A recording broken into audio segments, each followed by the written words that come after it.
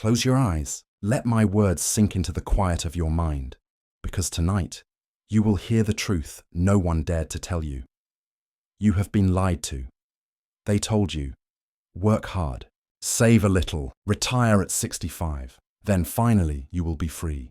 But if 40 years of labor end in a pension too small to live on, what do you call that? Do you dare call it freedom? You were not born to serve until death. You were not born to trade your soul for a paycheck. You were not born to bow to a system that rewards obedience and punishes vision. The world does not crown the man who waits politely in line. It crowns the one who sees the trap and walks out of it. And that man begins here. Listen closely. Because if you miss this message, you may work until the grave and still die poor. You have been conditioned to believe you are free. That hard work pays off. That loyalty to the system is noble. That one day, after 40 years of service, you will finally reap your reward. But I tell you this without apology. If 40 years of labor end in dependency, then your life was never yours. I have seen the pattern. Men who gave their youth to a job, only to reach 65 with a trembling hand, a weary body, and a fearful glance at the calendar, because the money is running out. They followed every rule. They obeyed every instruction. They waited. And when the waiting ended, there was nothing left. So I ask you again, who owns the life of a man who sells it away one paycheck at a time, only to die uncertain, unfree, and unremembered? Understand this. Slavery has not vanished. It has only changed costume. The chains are no longer made of iron. They are made of routine, of debt, of low expectations, of unexamined beliefs. You were told the system works if you follow it. But here is the hidden truth. The system was never designed to make you rich. It was designed to make you useful to someone else's wealth. And so I will not soften my words. I am not here to entertain you. I am here to awaken you. Because until you see the truth of your condition, you will never walk free.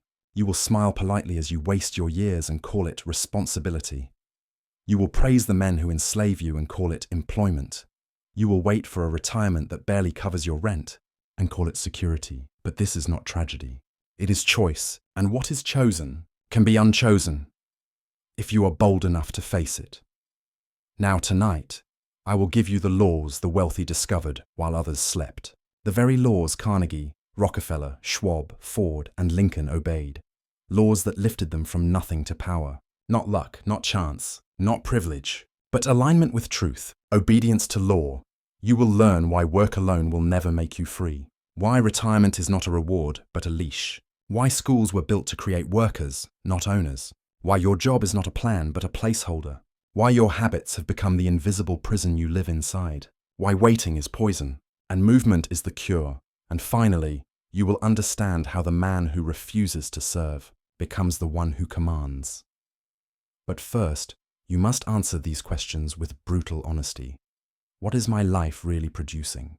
Have I mistaken obedience for purpose? Why have I delayed building wealth? What must I stop doing immediately? What must I repeat every day until my freedom is real? If you are honest, you will see it clearly. You are not free. Not yet. But if you stay with me, if you listen to every word, if you repeat what I give you and apply it with precision, you will no longer work until death. You will build a life that works for you. Let me say it plainly. The chains are in your habits. The key is in your mind. And this may be your last warning. Before time makes the decision for you. So affirm this now, aloud, with force. I refuse to sell my life away and die poor. I was born to own, not to obey. Good. Now we begin. The first law. Work alone will never make you free. You have been trained to worship labor. You were told, keep your head down, work hard, stay loyal, stay late, and one day you will rise. But here is the truth. Work alone will never make you free. You can sell 40 years of strength to another man's vision and still die nameless. You can pour your finest decades into a factory, an office, a company, and still retire into scarcity, watching the calendar and the checkbook with equal fear. I do not speak against work. I speak against misplaced loyalty. Because listen carefully, the man who works without thought is no better than a machine. The man who works without purpose is no freer than a mule. And the man who works without ownership is still a servant, no matter how large the paycheck appears. Let me teach you the eternal difference between labor and wealth. Labor is the effort of the body. Wealth is the command of thought. Most men sell their hours to fuel another man's vision because they never understood this law. Money obeys thought, not time. One man spends his life digging holes. Another sells the shovels. Which one gets rich? The poor man always points to effort. I worked hard, he says. I showed up every day. But he does not realize. The reward never goes to the one who merely shows up. It goes to the one who builds leverage. Andrew Carnegie worked once and profited forever. He did not simply swing hammers in the steel mill. He designed an empire. He built a system of men, machines, and processes that multiplied wealth while he slept. He used his mind to organize vision, to harness skill, to command resources. And from that moment forward, his ideas earned more than any single day of labor ever could. That is the secret the worker never learns. The mind is the only true factory of fortune. But from childhood, you were trained differently. You were taught to equate hours with income, to believe your value is measured in how much time you give. But time is the poorest currency of all. It is the one thing you can never earn back, and each time you trade it for someone else's dream, you are selling the only thing that is truly yours. The truth is this: men were trained to work, not to think. They were trained to obey, not to build. And now they wonder why a lifetime of effort left them with nothing to show. This is not injustice. It is programming, and it must be broken, because freedom will never come from more effort. Freedom comes only from ownership. Ownership of thought, ownership of systems, ownership of purpose. Until you stop working blindly and start working with definiteness, you will always sell your life for crumbs. Listen to me well. A man who never escapes hourly labor dies a servant. Whether he wears a suit or swings a hammer, it makes no difference. If you trade your time for pay with no greater plan, you are nothing more than a highly paid slave. But there is a way out. A new law to obey, a new identity to form, and it begins here. Affirm it now with power. I do not sell my life for crumbs. My work builds ownership, not dependence. This is the beginning of your liberation. But if you stop here, you will fall back into your cell. So stay awake, because next, we will expose the lie that kept men waiting all their lives. Part 2. The Retirement Trap, a Slave's Reward. Stay with me, because what comes next is even more profound. Breathe in, let the chest rise slowly. Breathe out, let the old belief drain from your body like smoke leaving a room. They told you to wait. Wait until your 60s. Work while you're young. Save a little here, a little there. Sacrifice today so you can enjoy tomorrow. And then tomorrow arrives with a tired back, a careful step, and a calculator in your shaking hand. That is not freedom. That is a leash with a polite name. Understand this without flinching. Retirement, as it's sold to the obedient, is not liberation. It's delay. It is the promise that keeps men calm while their youth is spent and their fire is cooled. It offers security, but only enough to prevent questions. It extends hope, but only enough to keep you working. It applies fear, but only enough to stop you from leaving. The truth you were never told. You are not saving for freedom. You are insulating collapse. The promise is designed for compliance, not for command. Say it with me, quietly, but absolutely. I do not defer life. I build life. Look at what really creates freedom. Not slogans, structure, not superstition, strategy, not luck, law. True wealth is not a pile you ration at the end. It is a machine you design to work whether you are awake or asleep. It is the byproduct of value created and systems owned. It is born from decision, definite purpose, and the courage to step off the assembly line while others keep marching. Consider Henry Ford. He did not hoard nickels and pray for comfort at 65. He built systems that multiplied his thought in steel and motion. Consider Andrew Carnegie. He did not worship sweat for its own sake. He organized men, methods, and materials into rhythm, so that while one day ended, the machine kept earning. Consider Thomas Edison. He rehearsed the light in his mind until the world had no choice but to see it. He failed 1,000 times with aim, so each failure was only a step in a measured climb. These men did not wait for later. They created now, and then later arrived already owned. Let me carve the law into your mind. Money follows value.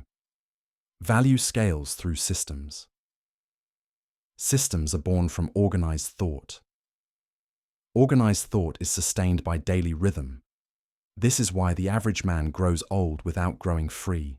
He waits for a system he never built to pay him for a life he never owned. You ask, but what do I do? You replace the leash with a plan. You take your current reality, however humble, and you conscript it into your freedom. Your job becomes fuel, not fate. Your hours become seed, not surrender. The freedom formula: quiet, simple, unavoidable. Definite chief aim, DCA. Name the life you command to exist. Not vague, not someday. Specific, dated, measured. Income target. Value you deliver. System you will own. People you will serve. Date you will operate by. Value vehicle. Choose how you will multiply value. A product, a service, a media asset, a platform, an acquisition, a licensing model.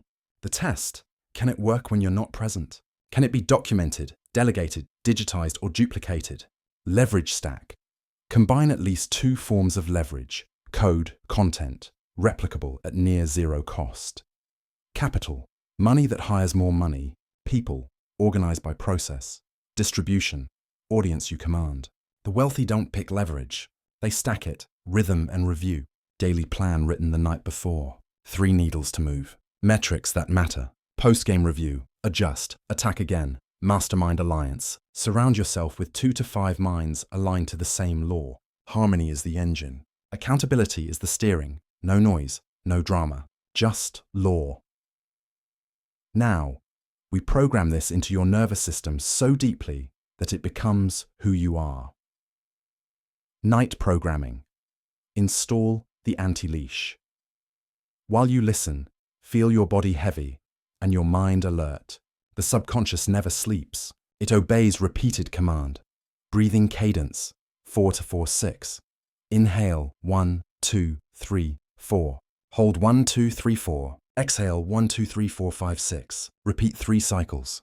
Let the body soften. Let the mind sharpen. Now, repeat mentally after me, slowly, with feeling. I refuse the leash disguised as reward. I replace waiting with building. My aim is definite. My plan is organized. My action is daily. Money works for me because value flows from me. I stack leverage. I scale systems. I own my time. My retirement is not an age. It is a structure I command. I live now, build now, earn now. Good. Again, deeper. I do not hope for freedom. I engineer it. I do not shrink before risk. I manage it with law. Every hour I buy back becomes permanent. Wealth. I am unavailable for smallness. I am faithful to my vision. I am relentless in my rhythm. I am wealthy in identity before wealthy in numbers, and the numbers obey. Let these words echo like footsteps in a new house, the house you are constructing around your future self. The now. Move, break the delay. Before you sleep tonight, you will execute 3 decisive moves. Write your DCA on a single page. I earn barn per month by vehicle delivering value to who through system. Operating by date. List your leverage stack. What can be productized or documented tomorrow? What distribution channel can you open or grow this week? What process can remove you from a repeating task within 30 days? Schedule a mastermind call. Invite 2 people who want out of the leash. Agenda: 3 wins, 3 targets, 3 blockages. Weekly, same time, no excuses. You will not feel ready. Readiness is not a feeling. It is a decision followed by a schedule. The pension parable. Why waiting drains power. Imagine a bucket with a slow leak. Your future, security. You fill it drop by drop over decades. And by the time you drink, the water is warm and thin. Now imagine a reservoir fed by multiple streams. Assets that refill while you sleep. Which one is freedom? A pension is a bucket. A system is a reservoir. Stop patching the bucket. Build the reservoir. Identity shift. From wage to ownership, the man who waits becomes a servant to the man who moves. So you will move, and you will own. Repeat these I statements in a calm, commanding tone. I am the architect of systems that pay me. Without my presence, I convert hours into assets and assets into streams. I purchase back my time and reinvest it into scale. I retire from dependency. Now, I retire into ownership. Now, I retire a belief, not a career, the belief that waiting is wise. Feel the shift? That is the leash loosening. Not by rage, by replacement. When a stronger rhythm begins, the weaker one collapses.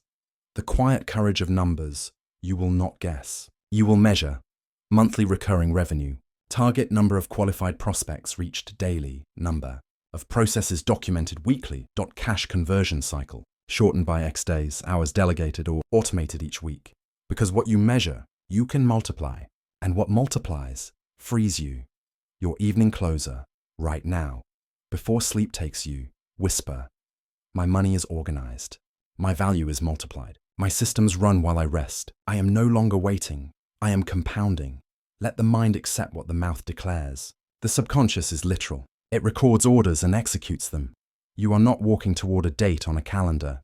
You are walking into a structure you are building plank by plank, process by process, person by person, product by product.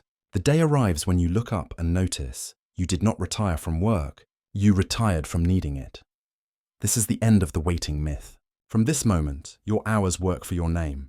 Now stay close, because we are about to expose the machine that stamped obedience into your bones and graded you for compliance while starving your vision.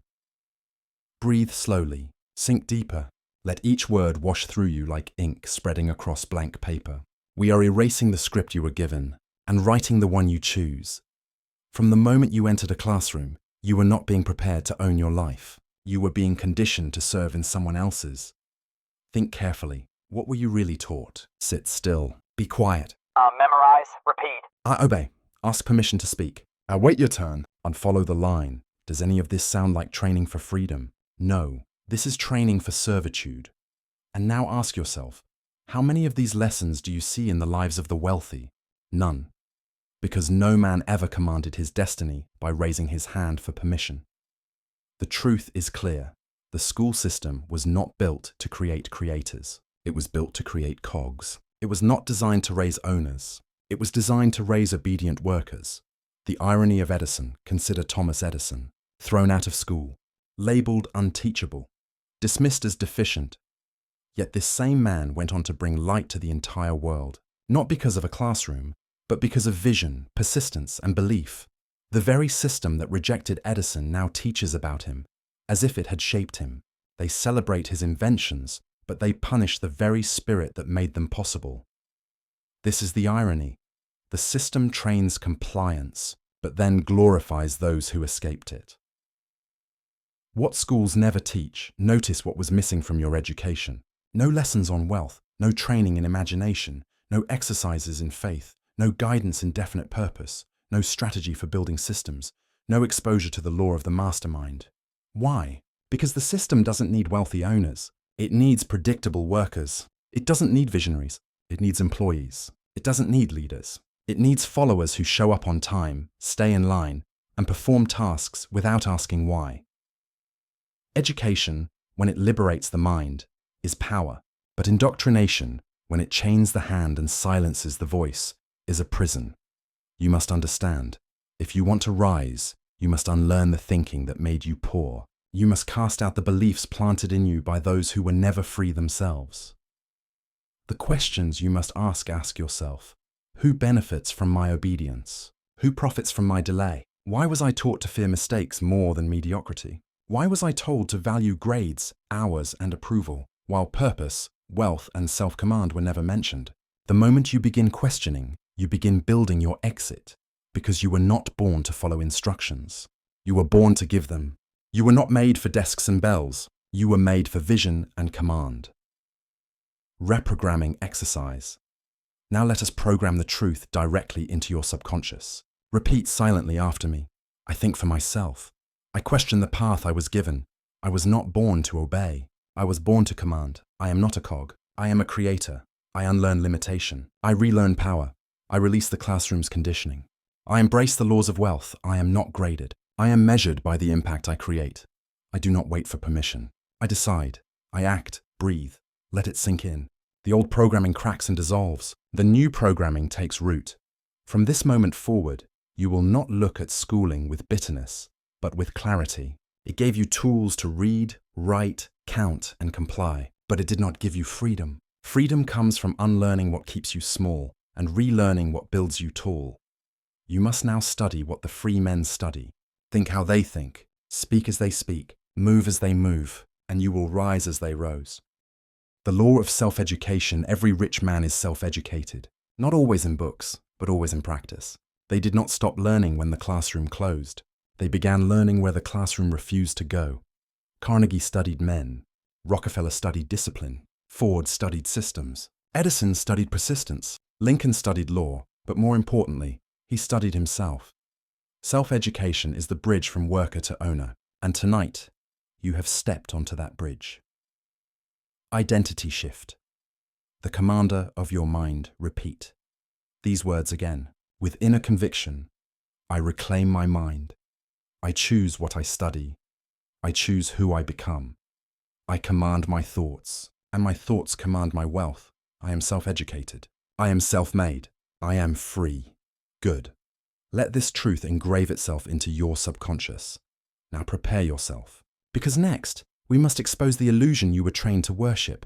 The belief that a job is a plan. It is not. It is only a placeholder, a cage disguised as security. Part 4. A job is a temporary solution, not a permanent strategy. Stay close, because what comes next cuts even deeper. Breathe deeply. Feel the air enter your lungs. Exhale slowly, and with that breath, release the illusion they sold you, the illusion that a job is freedom. Let us be brutally honest now. A job is not wealth. A job is not a plan. A job is not security. A job is a temporary solution, a placeholder for the man who has not yet taken command of his own life. The cage with polite walls. You were told, get a good job. That is security. But security, when it comes from another man's hand, is only a cage with polite walls. The world trained you to seek paychecks, not purpose, to search for employment, not ownership, to settle for survival, not command. And here is the truth. A job may solve today's hunger, but it will never satisfy tomorrow's destiny. If you do not have a definite chief aim, your job becomes a coffin. You wake, you clock in, you work, you clock out, you repeat, and somewhere along the way, you forget that you were born for more. Use your job. Do not be used. Do I say abandon your job? No, but I say this. Use your job. Do not let your job use you. Use it the way a builder uses a hammer, as a tool, not a master. Use it as the funding for your freedom, not the substitute for it. Use it as a bridge, not as a home. Look at Edwin C. Barnes. He was just a clerk, earning wages like millions of others, but inside burned a vision to become the business partner of Thomas Edison. He did not despise his job. He used it as a stepping stone. He worked with purpose, not just for pay. He got into the room, and once inside, he proved himself and left the job behind forever. This is how wealth is built, not through years of repetition, through vision, intention, and strategy. The tragedy of modern man. The tragedy of modern man is not that he works hard. It is that he works hard without direction, without ownership, without purpose. And so he dies a slave, not by chains, but by habit. Hear me clearly. If you are still working just to stay alive, you are not yet free. If you are still waiting for a raise instead of building income streams, you are not yet free. If your hours build another man's empire while your dream sits dormant, you are not yet free, but you can be. The door is open, but only if you stop kneeling before the illusion of security and start standing for the reality of ownership. The shift, from employee to owner. Say it with power now. My job is not my identity. My job is my tool. I use my job to build freedom. Good. Repeat it again. Let the words sink into the subconscious where identity is formed. I use my job. It does not use me. The law of leverage. The rich man does not work for wages. He works to build systems. He works to create ownership. He works to acquire assets that keep paying long after his hours are finished. The poor man trades hours for coins. The rich man trades systems for freedom. This is why a raise cannot make you free, but ownership can. Identity. Exercise. The owner. Mindset. Close your eyes and imagine this. You walk into your job tomorrow, but your heart has shifted. You no longer see the paycheck as your provider. You see it as fuel. Every hour you work, you convert into seed for your own system. Every skill you acquire, you capture into process. Every paycheck, you split into survival and freedom funding. Now repeat silently. I am not for sale. I work with purpose, not dependency. Every hour I trade, I reinvest into my freedom. I am building systems while others wait for salaries. I own my future. The transition. Plan here is how you move from job to ownership. Income streams. Create at least one income stream outside your job. Small at first, but alive. Leverage skills. Whatever you do at work, document it. Package it. Sell it, teach it, monetize it, asset building. Use each paycheck to buy time through delegation, automation, or investment. Exit strategy. Decide the date when your job is no longer master, but only a memory. This is not reckless. This is precise escape. The new contract, repeat this aloud, as if signing a contract with your subconscious. I am not an employee by identity. I am an owner in training. My job is temporary. My wealth is permanent. I use my job to fund my systems. I use my paycheck to purchase my freedom. I walk toward ownership every day. I will not die a servant. I will live as a master. Good. Let this truth engrave itself within you, because next you will learn the highest law of all. The wealthy do not obey money. They obey invisible laws, spiritual laws, that poor men ignore. And it is only when you align with these laws that fortune bends to your will. Part 5. The rich man's laws are spiritual. Stay tuned, because what comes next reveals the true foundation of every empire. Breathe slowly. Let the air expand your lungs. Hold it. Release it. With each breath, let your mind grow sharper, calmer, more open. Because what you are about to learn is the foundation beneath all fortunes. The world has been told that money is material, that wealth is about numbers, salaries, wages, coins. But here is the truth the wealthy guard closely. Every fortune rests first on spiritual law. You cannot rise until your mind rises. You cannot earn until you believe yourself worthy. You cannot command until you obey the laws that govern riches, not the laws written by men, but the laws written into the very structure of the universe. Money follows alignment, not effort. The poor have been told, work harder, and so they sweat, they strain, they grind. But effort without alignment is slavery. Money does not come from effort. Money comes from alignment. You must align. Your thought with your belief with your words with your action with your plan. When these are in harmony, wealth is inevitable.